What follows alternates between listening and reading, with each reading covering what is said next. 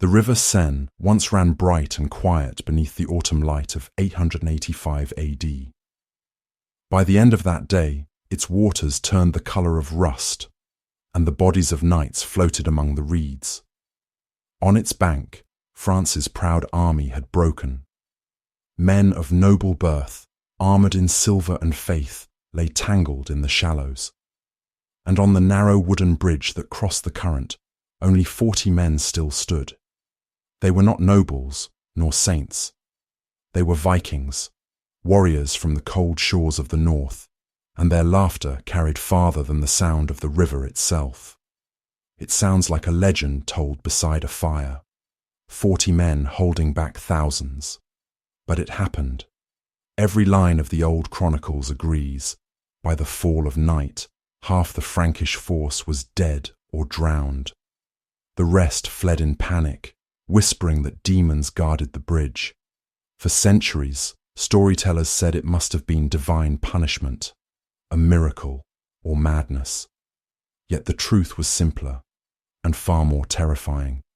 It was strategy, courage, and the kind of discipline that makes ordinary men feel immortal. This was the Battle of Pont-de-l'Arche, a stand so impossible that it reshaped how Europe understood courage itself. In the minutes ahead, we will walk through that day, how France's greatest knights met their nightmare on a bridge, how 40 men used wood, iron, and belief to stop an empire, and why their stand echoed through the centuries, from the fall of the Carolingian Empire to the birth of Normandy. So sit back, let the world slow down. Because the story of these 40 Vikings is not one of savagery, but of what men become when fear loses its meaning. By the end, you may understand why an entire empire trembled before a handful of warriors who refused to move. The late 9th century was a restless time. Europe's great Christian empire, the realm of the Franks, stood proud on the surface, but inside, it was beginning to rot. Its kings had inherited the legacy of Charlemagne, yet not his strength. His empire was now divided, ruled by cousins who distrusted each other more than any foreign enemy.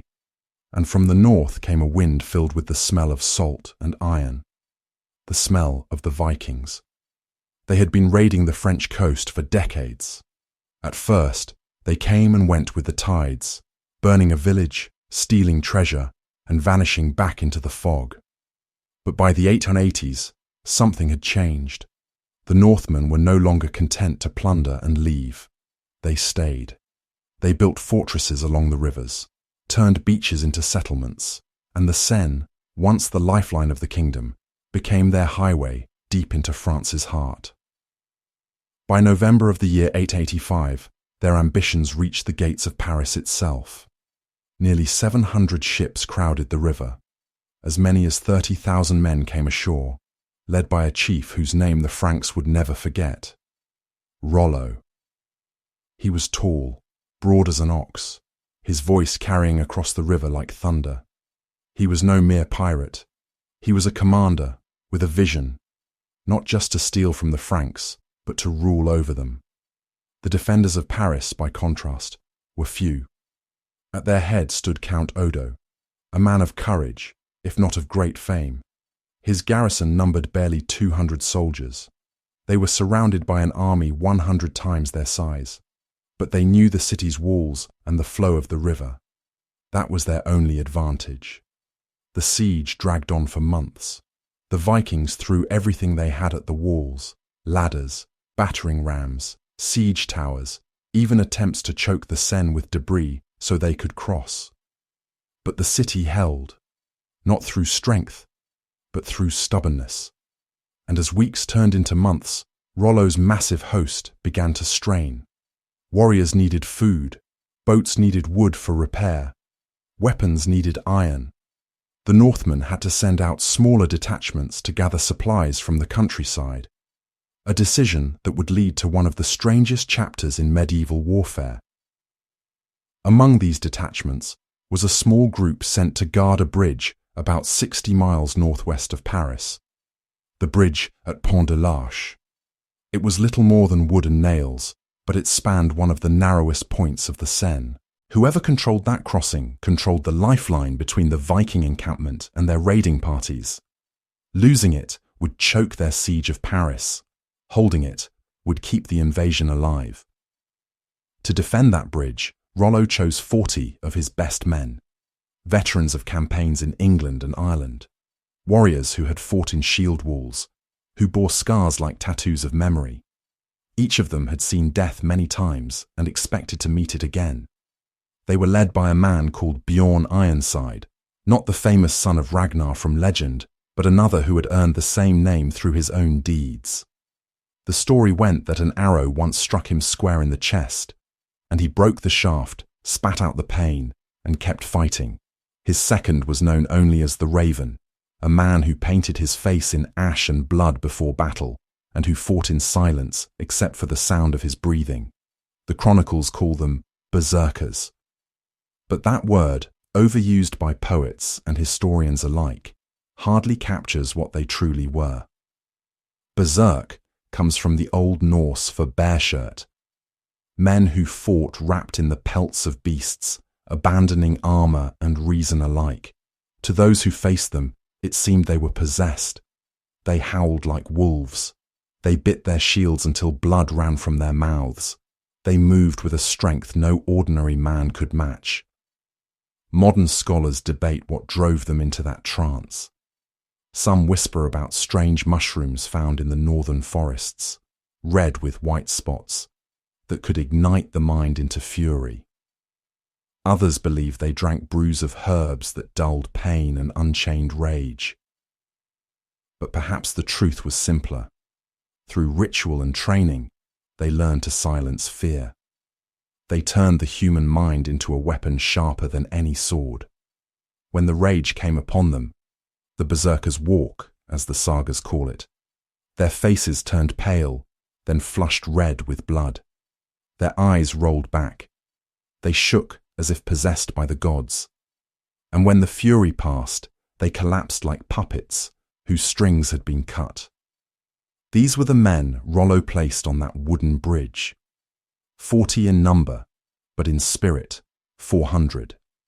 Every one of them a weapon carved from bone, steel, and will. Every one of them certain that if he died that day, he would wake at Odin's table, where the brave drank forever. Far away, in his court, King Charles, called Charles the Fat, finally stirred to action. He had spent months hesitating while his people starved and his soldiers bled. Chroniclers describe him as gentle, soft-spoken, and too fond of feasts to lead armies. Yet even he understood what was at stake. If the Vikings kept that bridge, Paris might fall, and with it, the kingdom. So he summoned an army, 3,000 to 4,000 men, knights and foot soldiers alike, heavy cavalry with lances polished for glory, banners stitched with crosses. They rode out believing this would be a day of easy triumph, a chance to crush a handful of northern raiders and win favor with God and king alike. They did not know they were marching toward humiliation, nor that on that bridge 40 men were waiting for them, not to flee, but to make history. Before dawn, a thin mist hung above the Seine. The bridge at Pont-de-l'Arche was quiet, only the creak of wet timbers and the distant caw of crows. Beneath that silence, 40 Vikings readied themselves. They tightened the leather around their arms, checked the weight of their axes, and set their shields into a wall that would soon decide the fate of armies. They understood their position with perfect clarity. The bridge was their fortress. Its planks were narrow, barely wide enough for a cart. No formation could spread across it.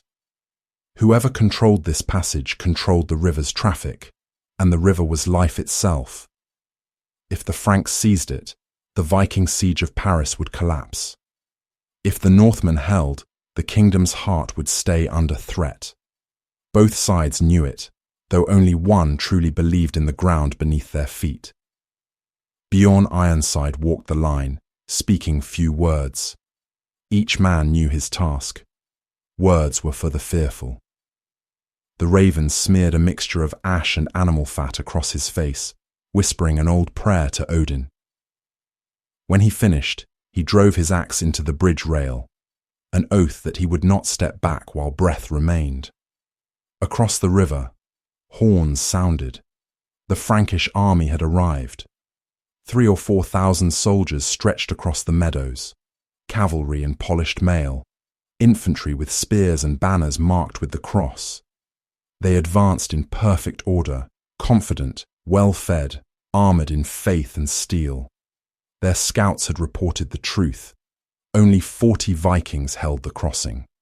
The officers laughed. Some promised their squires the honour of taking a Northman's head for a trophy. King Charles watched from a small hill, surrounded by priests and noblemen. He was not a warrior king. He preferred the company of councils and banquets. Yet even he expected an easy victory. His advisers had convinced him that retaking the bridge would cut the enemy's supply line and restore his reputation. A single charge, they said, and the heathens will scatter. He believed them, but the Franks had never faced men like these. The defenders' design. The Vikings had prepared the bridge with the precision of engineers. They reinforced the joints with wet hides to resist fire, lined the approaches with sharpened stakes, and drove long spears between the planks, angled forward like the spines of a beast. Behind that wooden wall they formed ranks, 2 men deep. The first line carried shields and short swords. The second wielded axes heavy enough to split bone and iron alike. When one pair tired, another stepped forward. It was not chaos, it was rhythm. Their weapons were small works of art. The axes were forged through pattern welding, a technique that folded the metal into shimmering layers. A single stroke could cleave both shield and man. The bearded edge of the blade could hook an enemy's defense and pull it aside for the killing blow. Light armor gave them speed. Where the Frankish knights lumbered beneath steel, the Northmen moved like dancers who knew each note of death's song. Each man carried scars like medals. Some had fought at York, others at Reading or Ashdown in England.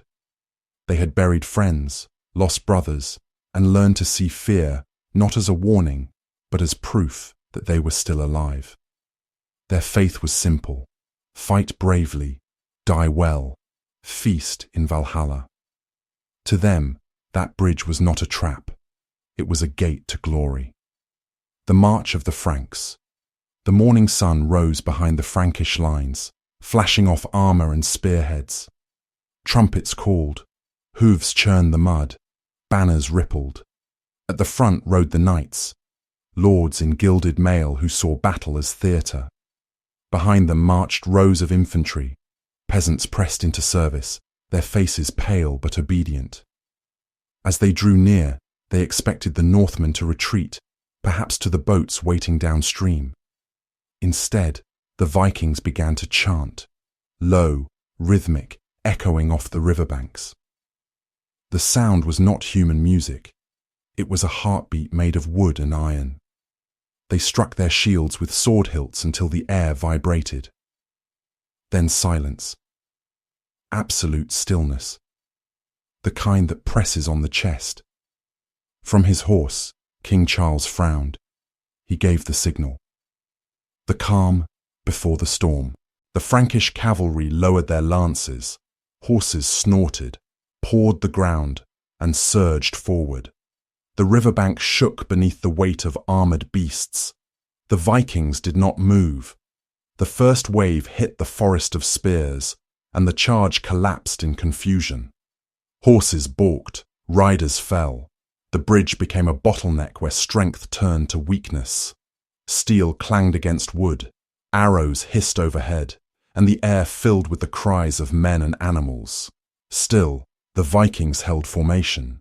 They fought 2 by 2, one defending, one striking, trading places without breaking rhythm. Their shields absorbed the rain of blows. Their axes answered with precision. When a Frankish knight tried to climb over the rail, a Viking hooked him by the ankle and dragged him screaming into the river. Another knight swung his sword and split a Viking's helm, only to be struck down before he could lift the blade again. Within minutes, the bridge was slick with blood. But the defenders did not yield. They simply adjusted their stance and tightened the wall. If you ever heard your parents or teachers tell stories of the Viking Age, we would love to hear them. Share your memories or thoughts below. These echoes of history mean the world to us. The battlefield takes shape. Realizing brute force would not prevail, the Frankish commanders regrouped. They ordered archers forward. Arrows darkened the air, thudding into the shields. The Vikings crouched, using the bridge's rails for cover, and waited until the rain of shafts ceased. Then they rose and struck again, pushing back the few knights who dared the approach. By late morning, frustration had replaced confidence among the Franks. The narrow bridge denied them the one thing they relied upon: numbers. The knights could not ride side by side. The infantry could not form ranks. They came on in trickles, and each trickle was swallowed by the blades waiting on the planks. From his hill, King Charles watched, confused. He had never seen courage so disciplined, or fear spread so quickly through his own men. Every failed charge deepened the disbelief. How could 40 pagans defy the armies of Christendom? He sent word to try fire next. The Franks carried torches, hoping to burn the bridge, but the Northmen had soaked the timbers in river water before the battle began. Smoke rose, but the flames died. The Vikings laughed, a slow, mocking sound carried by the wind. That laughter unnerved even the bravest knights. What they faced on that bridge was not mere defiance.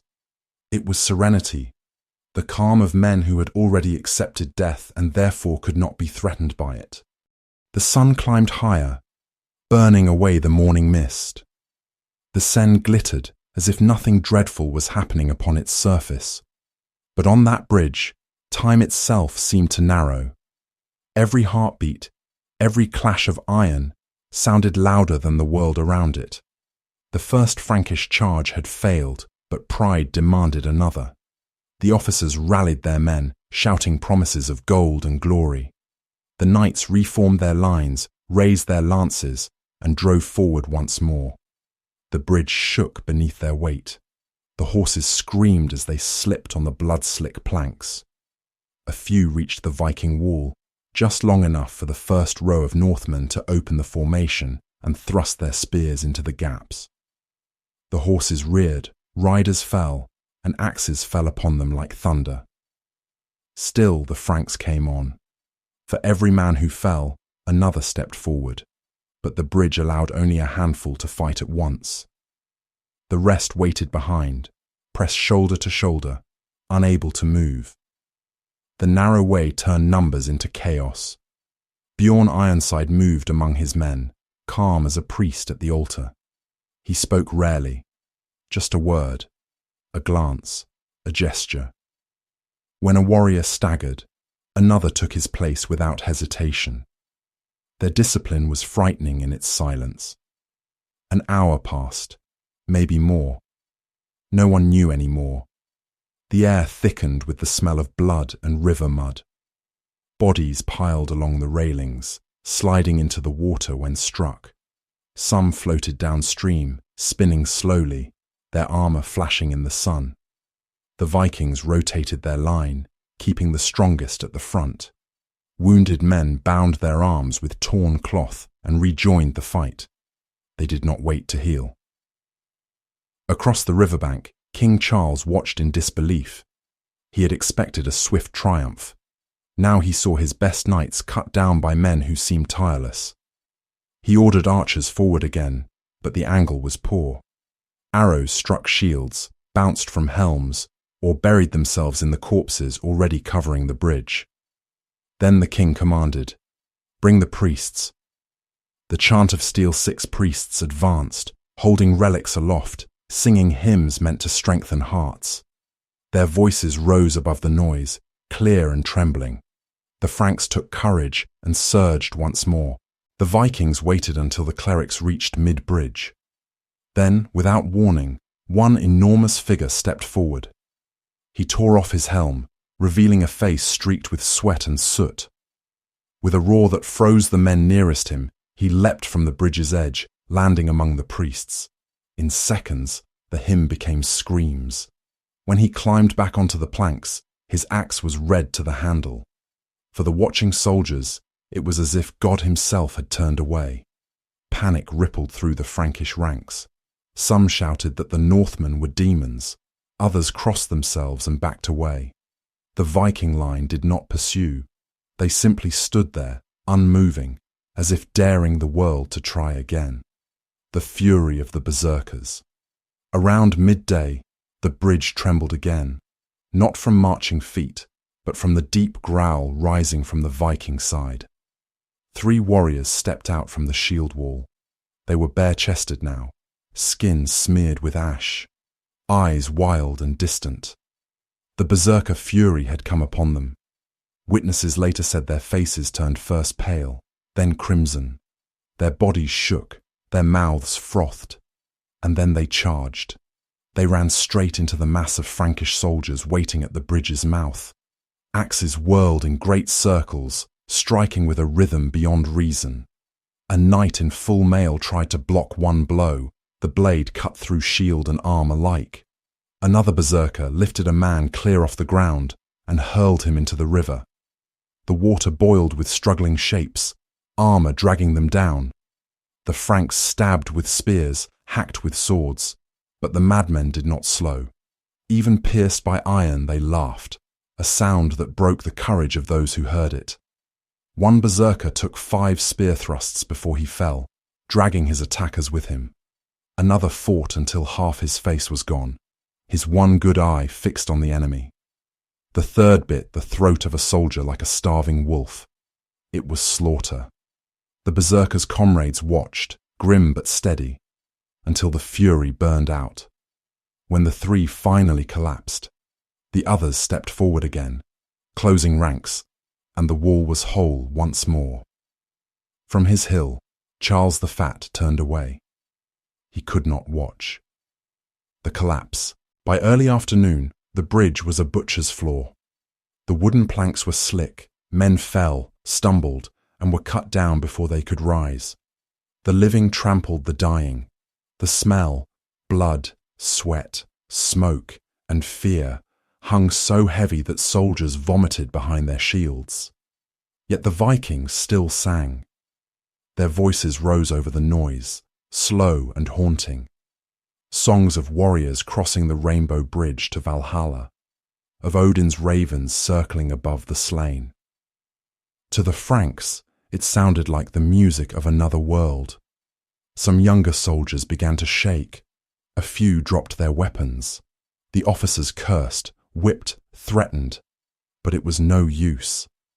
How do you fight men who welcome death? The knights, proud and furious, pressed forward again.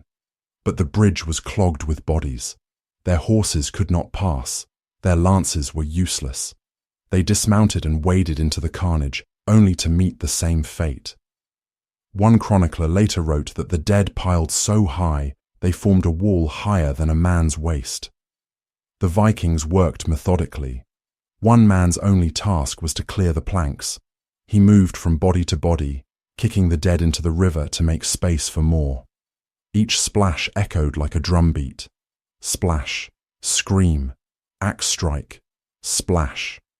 The rhythm of death, mockery and madness.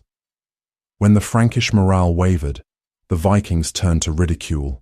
They shouted insults in broken Frankish, taunting the knights to come closer.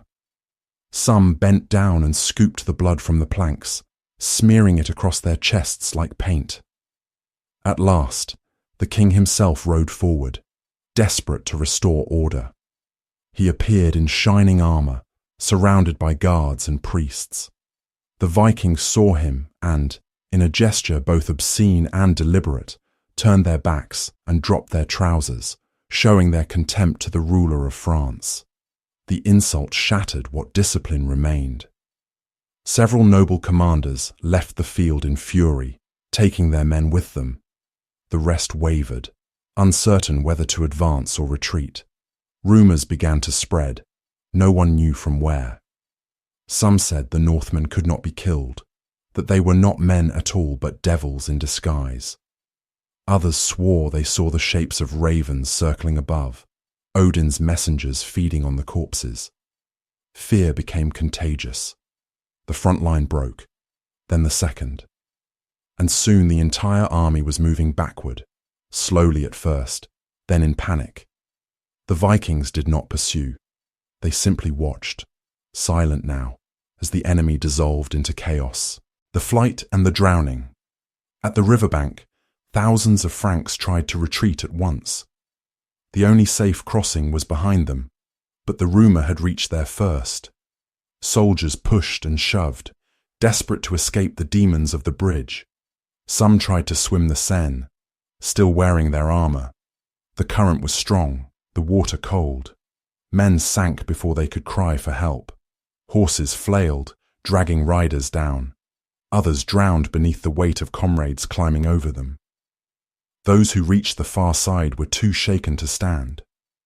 They looked back and saw the bridge covered with motionless figures. 40 warriors standing among mountains of their dead enemies, the river running red below. The ritual of victory. As the Franks vanished into the distance, Bjorn Ironside gave a single command. The survivors gathered the fallen, friend and foe alike. They laid weapons across the bodies of their comrades, murmured prayers to Odin, and marked the timbers with runes. Then they turned to the slain Franks. Some they hung from nearby trees, their swords tied to their hands, a sacrifice to the gods. Others they left floating down the river, gifts for the ravens. When the ritual ended, a strange quiet settled over the bridge. No shouting, no cheering, just wind and the slow movement of water carrying the story away. The message. That evening, as the sun dropped low, one Viking stepped forward from the group. He cleaned his axe, sheathed it, and began to walk alone toward the Frankish camp. Thousands of soldiers watched him come. No one dared move. He reached the royal tent, handed the king a small carved token, and spoke only once. "The bridge remains ours. Send more men if you can spare them." Then he turned and walked back through the silent host. No one touched him. Behind him, the river shimmered under the fading light, carrying away the bodies of the fallen and the last illusions of Frankish invincibility. The numbers recorded afterwards stagger belief. Between 1,500 and 2,000 Franks killed or drowned, fewer than 10 Vikings lost. It was not rumour. Every chronicle of the age confirmed it. When the smoke cleared and the river quieted, France faced its humiliation. King Charles did not order another assault. He did not rally his nobles, nor call upon God for vengeance. Instead, he did what frightened kings have always done. He bargained. He sent envoys across the field with an offer of silver, 700 pounds of it, enough to pay for a cathedral or feed a city for a year, all to persuade the Vikings to leave Paris in peace. And they agreed. They took the treasure, laughed, and sailed away, not in defeat, but in triumph. The Frankish army, once the pride of Europe, returned home in silence. Their armour dented, their banners torn, their faith shaken. Many could not bring themselves to speak of that day. They said the river carried the cries of the dead all the way to Rouen. Fathers warned their sons never to challenge men who did not fear death. For King Charles, the price of fear was far greater than silver. Within 2 years his nobles turned against him. They whispered that God had abandoned the Carolingians, that their king was too weak to defend Christendom. In 887, Charles was deposed, not by battle, but by shame. His empire fractured. The dream of Charlemagne, built by generations of kings, ended with a single bridge. The Vikings, meanwhile, grew stronger. Their leader Rollo continued to raid until the Franks, exhausted and desperate, offered him land instead of war. They called it Normandy, the land of the Northmen. From that soil, generations later, would rise another name, William the Conqueror, a descendant of those same warriors. He would cross the sea and change the destiny of England. Thus, from the blood of the Seine, a new Europe was born. But for all the historians' analysis, for all the talk of strategy and politics, what remains most haunting about that day is not the victory itself, but the silence that followed it. When night came and the fires burned low, the survivors stood upon the bridge and looked across the water. They did not sing. They did not shout. They simply breathed, surrounded by the stillness of their own endurance. Perhaps they wondered what it meant to win so completely, yet feel so far from peace. Perhaps they thought of home, of the snow on the fjords, of children they would never see again, of the strange, dim satisfaction of having met fate on their own terms. The Franks called them monsters, but in truth, they were men who had mastered the oldest truth of war, that courage, when joined with purpose, can make the impossible real. And somewhere beneath that quiet sky, the river carried their story onward. Over centuries, it softened into legend. Locals still say that on misty mornings, if you stand near Pont-de-l'Arche and listen closely, you can hear the faint clang of iron on wood and the echo of voices chanting in a language the wind no longer remembers. Whether that is memory or myth, no one can say. But the bridge remains, rebuilt, repaired, and still crossing the same patient river. It stands as a monument not only to those 40 men, but to the enduring question they left behind. How much can courage truly change the world? History is often written by the victors, but sometimes the stories that stay with us belong to those who simply refuse to move. 40 men on a narrow bridge proved that strength is not always measured in numbers. It is measured in resolve. Their stand did not just alter the course of a single war. It changed how people thought about fear, loyalty, and fate. And it reminded the generations that followed that bravery, even in the smallest hands, can bend the arc of empires.